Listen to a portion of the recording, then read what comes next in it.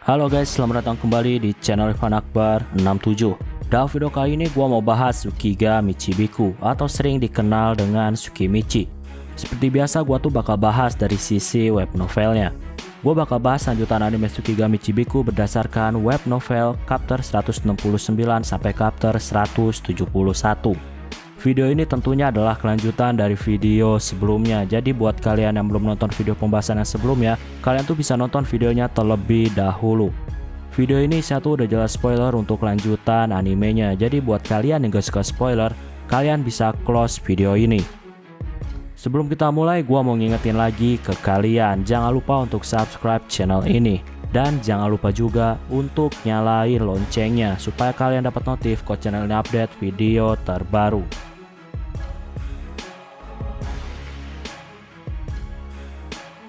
Saat ini Makoto tuh melihat wajah Dewa Susanoo yang terlihat tua dan agak gelap, tapi punya senyuman yang ramah. Susanoo juga saat ini tuh bersama temannya. Makoto tentunya menyambut para dewa. Mereka di sini basa-basi terlebih dahulu. Di sini teman Susanoo memperkenalkan dirinya dan namanya adalah Daikokuten.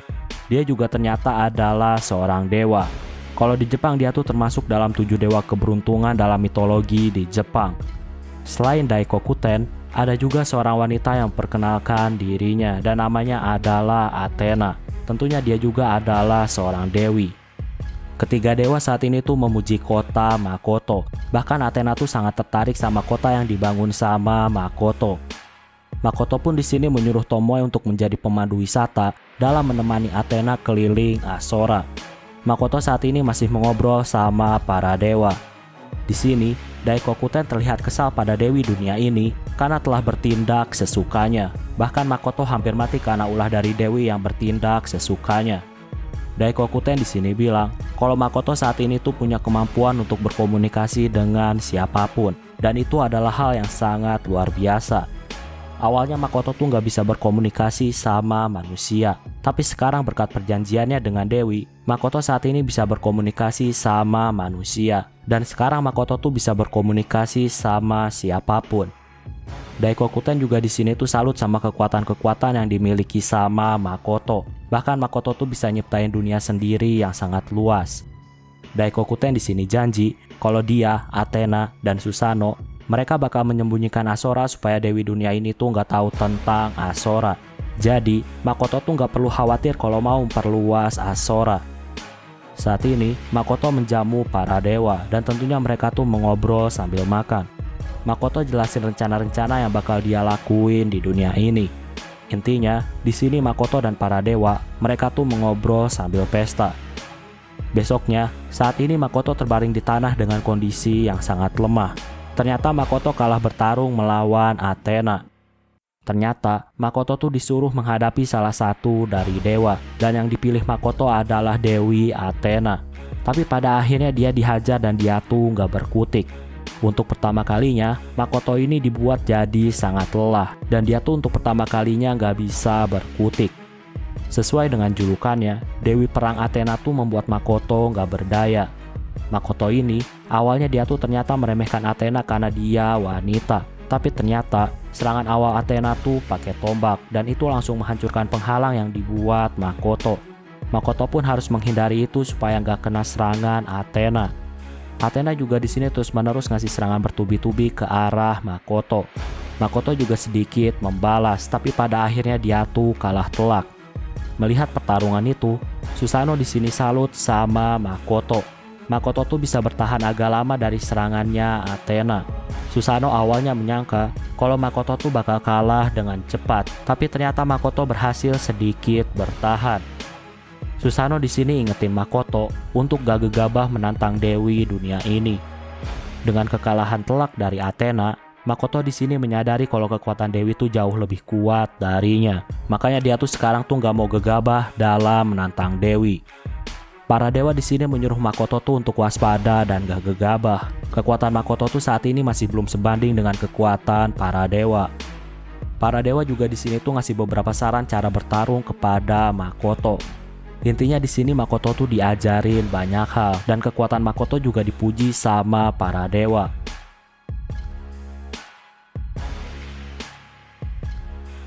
Setelah ngasih beberapa nasihat, para dewa saat ini bersiap untuk pergi. Makoto juga di sini tuh menitipkan salam dan ucapan terima kasih kepada dewa Tsukuyomi. Setelah itu para dewa pun akhirnya pergi dari Asora. Ketika pergi dari Asora, saat ini para dewa tuh lagi mengobrol. Di sini diketahui ternyata Athena tuh ngerasain agak kram di tangannya. Itu artinya Makoto tuh punya kekuatan hebat sehingga Athena bisa ngerasain sebuah kram. Athena nggak nyangka ternyata ada manusia yang punya kekuatan gak logis. Athena di sini bangga karena ada manusia yang bisa melampaui batas manusia. Para dewa di sini masih diskusi tentang kekuatan Makoto. Para dewa di sini menganggap kalau kemungkinan Asora tuh bisa tercipta, itu semua karena kekuatan Tsukuyomi yang dikasih kepada Makoto. Intinya di sini mereka tuh bahas Makoto. Saat ini, tepatnya di tempat Hibiki. Hibiki tuh saat ini, dia tuh lagi berpikir tentang pesan dari larva yang menyuruh Chie untuk pulang ke negara Lorel. Hibiki tuh masih belum tahu alasannya, tapi dia tuh percaya kalau pesan dari larva adalah pesan yang penting. Hibiki juga di sini berpikir kalau larva dan temannya, mereka tuh terhubung sama perusahaan Kuzunoha. Makanya Hibiki tuh mau pergi ke kota akademi untuk melihat perusahaan Kuzunoha. Alasan Hibiki curiga kalau mereka terhubung dengan perusahaan Kuzunoha itu semua karena kekuatan keduanya tuh nggak normal. Dan itu seperti kekuatan orang-orang Kuzunoha ketika ada di kota Shige. Hibiki di sini terus berpikir tentang apa yang harus dia lakuin. Di sisi lain, saat ini para iblis dapat laporan tentang kekalahan mereka di negara Kaleneon. Diketahui juga, Rep tuh ternyata kehilangan sebagian ingatannya, jadi dia tuh nggak tahu dengan jelas peristiwa tersebut. Saat ini, Rona tuh ada di hadapan Demon Lord. Demon Lord di sini mau kalau Rona tuh menyelidiki apa yang terjadi pada Kaleneon. Mereka tuh telah kehilangan banyak iblis di sana, dan para iblis tuh masih belum tahu siapa musuh yang menyerang Kaleneon. Demon Lord juga ngasih beberapa perintah, termasuk dia juga ingin bertemu sama Makoto.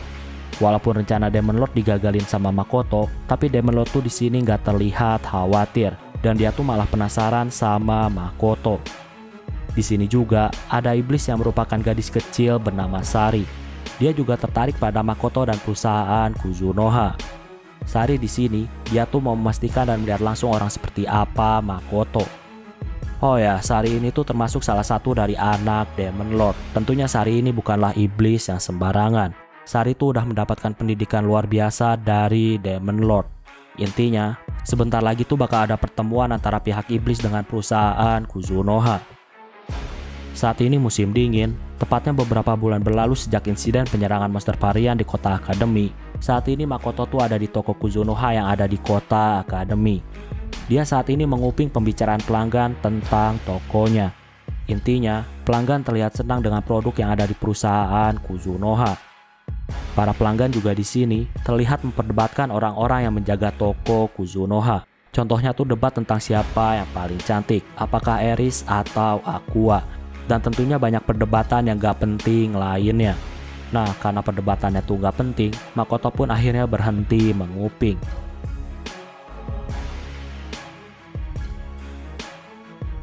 Saat ini, Makoto disapa sama seseorang menggunakan nama Misumi, atau lebih tepatnya nama dia di Jepang.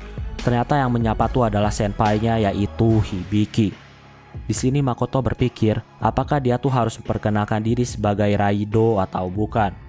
Oh ya, perlu kalian tahu, Raido itu adalah sebutan Makoto ketika di isekai. Tapi itu cuma untuk web novel dan light novel. Jadi di isekai, untuk versi web novel dan light novel, nama Makoto itu adalah Raido Kuzunoha. Sedangkan versi manga atau anime, nama Makoto di isekai itu adalah Makoto Kuzunoha. Nah, karena video gua bahas web novel, jadi orang-orang di isekai itu kenalnya dengan nama Raido. Selama ini gua pakai nama Makoto supaya kalian tuh gak bingung. Di sini Makoto ngenalin diri sebagai Raido Kuzunoha. Hibiki di sini tentunya kaget karena ternyata juniornya adalah pemimpin dari perusahaan Kuzunoha. Karena Makoto ditransfer dari bumi, tentunya Hibiki curiga kalau Makoto adalah pahlawan. Makoto di sini jelasin kalau dia tuh bukanlah pahlawan dan dia tuh saat ini hanyalah pemimpin dari sebuah perusahaan. Di sini Hibiki bilang kalau dia tuh mau bertemu sama Beren. Beren tuh ngasih pedang ke dia dan sekarang pedangnya rusak. Makanya Hibiki tuh mau Beren untuk benerin pedangnya. Makoto di sini cukup terkejut karena ternyata Hibiki punya hubungan dengan Beren yang ada di Shige. Makoto pun menyuruh salah satu bawahannya untuk memperbaiki pedang Hibiki yang rusak. Hibiki juga di sini tuh terlihat tertawa kecil ketika ada orang yang memanggil Makoto dengan sebutan Wakasama. Di sini, Hibiki juga ngobrolin soal kegiatan klub panah Makoto ketika di Jepang. Nah, karena Hibiki mau ngobrol lebih banyak tentang Jepang, dan karena sekarang tuh tempatnya rame, Hibiki tuh mau kalau Makoto nyediain tempat yang sepi. Hibiki juga di sini tuh penasaran kenapa Makoto bisa ditransfer ke Isekai. Singkatnya, Makoto dan Hibiki ini lanjutin obrolan mereka. Mereka tuh ngobrolin banyak hal, termasuk Hibiki yang pergi ke Shige. Ketika lagi asik ngobrol, tiba-tiba tuh terdengar suara bantingan pintu yang sangat kencang. Ternyata Mio tuh masuk membawa air dengan wajah yang penuh kekesalan. Di sana juga ada Tomoe yang mengintip dan tersenyum. Makoto di sini menegur keduanya karena Makoto tuh saat ini lagi asik mengobrol. Tomoe di sini bilang kalau dia tuh udah menyuruh Mio untuk bersabar. Sampai akhirnya paha dan bahu Makoto berdempetan dengan Hibiki dan itu membuat Mio tuh gak terkendali. Makoto di sini awalnya tuh nggak ngerti, tapi setelah dilihat lagi, ternyata dia tuh duduk terlalu dekat dengan Hibiki dan duduknya agak dempet. Jadi bahu sama pahanya juga berdempetan. Makoto sendiri di sini tuh nggak sadar kalau dia tuh duduk terlalu dekat dengan Hibiki. Makoto tuh terlalu asik mengobrol sampai-sampai nggak tahu kalau dia tuh udah duduk terlalu dekat. Karena sadar akan hal itu, di sini Makoto langsung minta maaf ke Hibiki karena dia tuh ngobrol terlalu dekat. Hibiki di sini tuh hanya diam. Mio di sini terlihat marah pada Hibiki. Bahkan Mio tuh mau mutusin tangan Hibiki. Mio tuh di sini nggak peduli walaupun Hibiki adalah gurunya dalam hal memasak. Mio tuh saat ini sangat marah. Makoto di sini jelasin ke Mio kalau Hibiki tuh adalah senpai-nya. Jadi ketika ngobrol sama Hibiki, Makoto ngerasa nostalgia.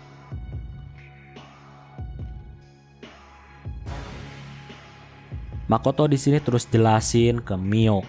Makoto juga di sini tuh terkejut karena ternyata yang ngajarin Mio masak adalah Hibiki. Mio di sini terlihat sangat marah dan Makoto berusaha untuk menghentikan Mio. Di sini, Hibiki tuh bilang kalau dia tuh adalah pahlawan. Jadi dia nggak mungkin punya waktu untuk pacaran. Jadi Mio tuh di sini nggak usah salah paham. Makoto dan Hibiki saat ini terus menenangkan Mio yang marah. Tapi di sini Mio tuh masih nggak mau tenang. Hibiki dan Makoto tuh udah ngobrol selama 3 jam. Biasanya kalau ngobrol terlalu lama, Makoto bakal ngantuk dan Makoto tuh pasti tertidur. Tapi ketika ngobrol sama Hibiki, walaupun udah terjadi selama 3 jam, Makoto tuh terlihat sangat antusias dan Makoto tuh terlihat gak ngantuk. Makoto di sini masih terus jelasin kalau hubungannya dengan Hibiki cuma sebatas junior dan senior. Hibiki juga di sini tuh minta maaf karena telah membuat Mio salah paham. Sampai akhirnya Mio tuh di sini dia tenang.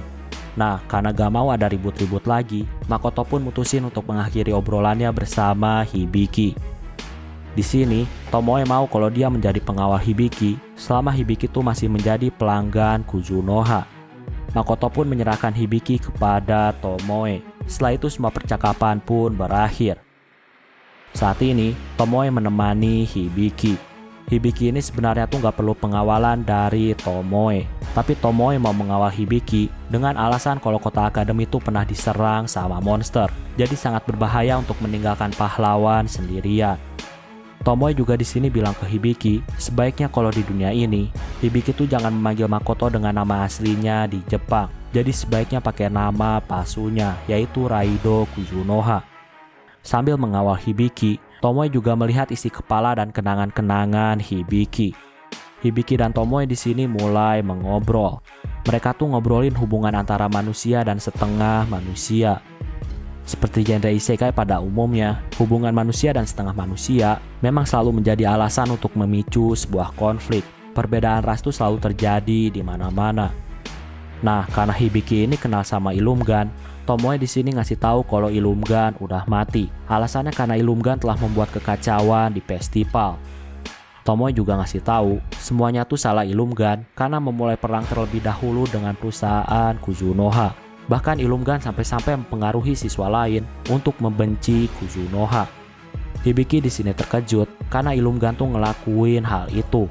Bagi Hibiki, Ilumgan adalah salah satu orang yang punya pikiran yang langka. Dia tuh selalu mikirin kesejahteraan rakyat.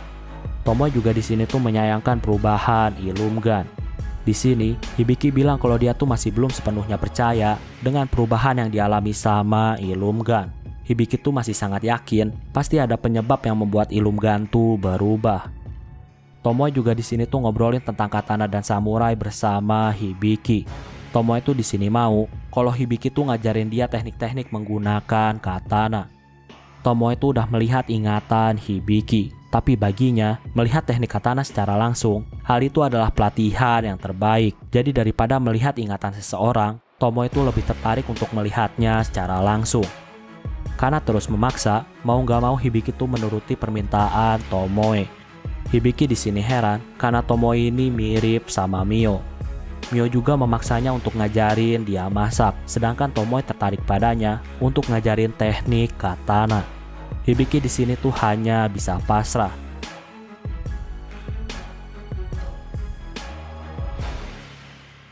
Saat ini, Hibiki tuh lagi merenung.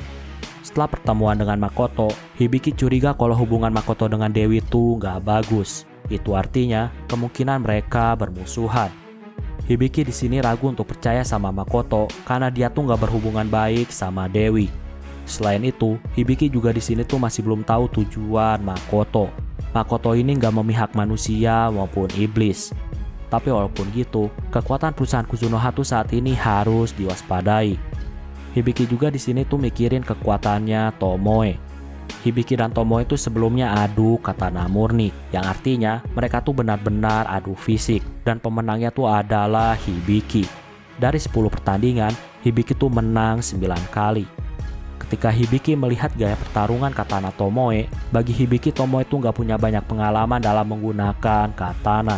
Tapi walaupun gitu, Hibiki tuh mengakui kalau kekuatan fisik Tomoe sangat luar biasa. Selain itu, sihir penyembuhan Tomoe juga sangat cepat. Walaupun Hibiki menang dari Tomoe, tapi Tomoe itu terlihat gak kesal, atau bahkan Tomoe itu terlihat gak frustasi. Tomoe itu justru terlihat sangat nyantai. Itu seperti menandakan kalau Tomoe itu gak masalah dengan Hibiki. Di sisi lain, saat ini Makoto mempertanyakan baju Tomoe yang robek-robek.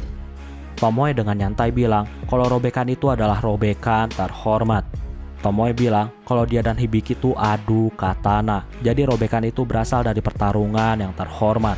Tomoe juga di sini tuh mengakui teknik katana milik Hibiki. Tomoe bilang kalau Makoto tuh nggak usah khawatir.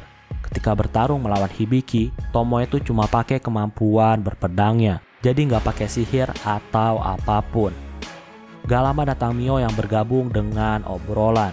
Tentunya karena Mio tuh nggak suka sama Hibiki. Di sini terjadi sedikit keributan karena mereka tuh ngomongin Hibiki. Mio juga di sini tuh ngasih beberapa makanan yang udah dibuat. Intinya di sini mereka tuh makan sambil bercanda. Di sisi lain, saat ini Sairit menyambut Hibiki yang datang ke negara Uni Lorel. Sairit juga di sini tuh menyambut Chia yang merupakan pendeta suci di negara Lorel yang telah bergabung dengan party Hibiki. Di sini mereka tuh sedikit basa-basi. Salah satu bawahan, di sini dia tuh ngomong kalau dia tuh sangat senang dengan kepulangan dari Chia. Kalau perlu Chia tuh nggak usah ikut sama pahlawan lagi. Di sini Sairit terlihat marah. Chia tuh ikut pahlawan tanpa paksaan. Jadi emang keinginan dari Chia sendiri. Sairit di dalam hatinya, dia tuh masih mikirin maksud Makoto yang meminta Sairit untuk memperpanjang masa tinggal pasukan naga di kota akademi. Saat ini, Makoto tuh berhadapan dengan pria yang pakai baju besi hitam. Saat ini pria itu dilukai hingga perutnya dilubangi. Makoto di sini salut karena pria itu masih bisa hidup meskipun punya lubang besar di perutnya. Pria itu di sini, dia tuh terlihat menghentikan Makoto supaya nggak bertemu sama Hibiki. Makoto di sini nanya identitas pria itu. Pria itu ternyata punya dendam dengan Makoto. Pria itu pun memperkenalkan dirinya. Ternyata dia adalah Ilumgan.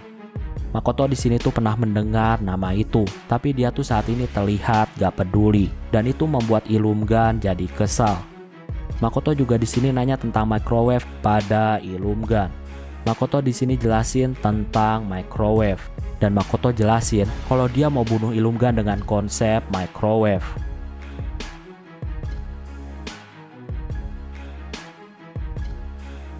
Makoto pun membunuh Illumingan dengan konsep microwave. Gak lama Hibiki dan Chia mereka datang. Mereka terkejut karena ternyata Makoto tuh melakukan hal keji.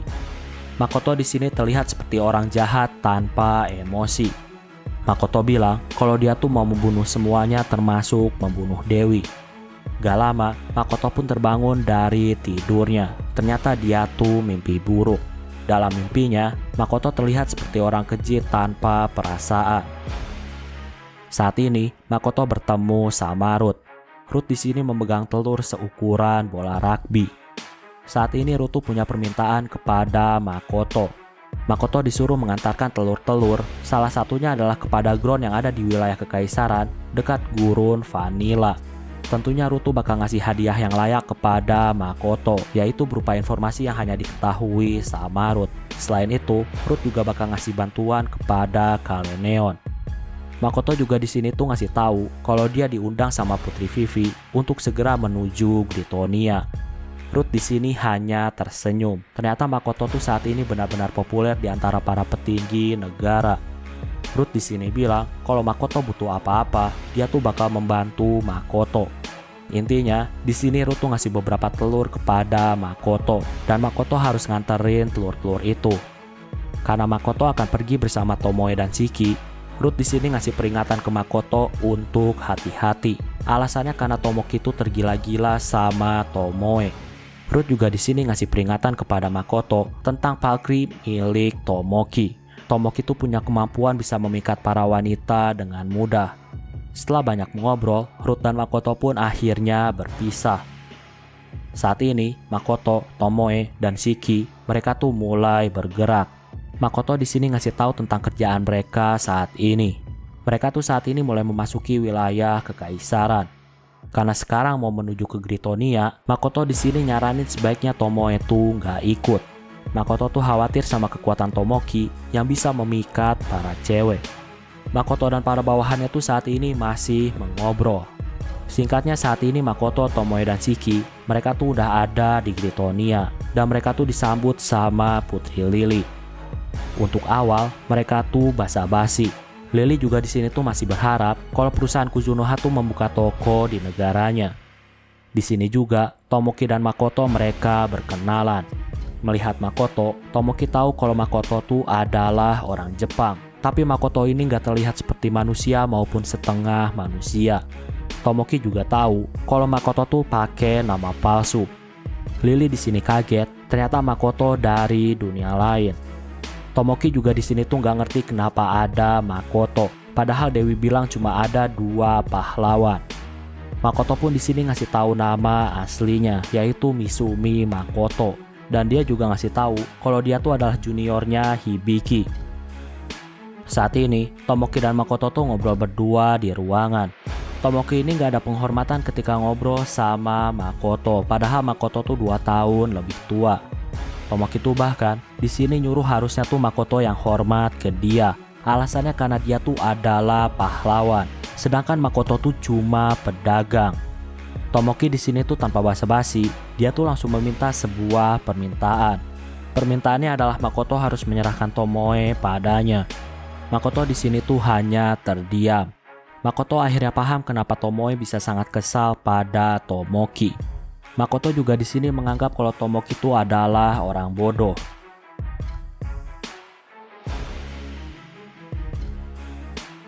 Nah, itulah untuk pembahasan video kali ini. Jadi di sini gua tuh cuma merangkum cerita. Kalau kalian mau lebih detail, kalian tuh bisa baca novelnya sendiri.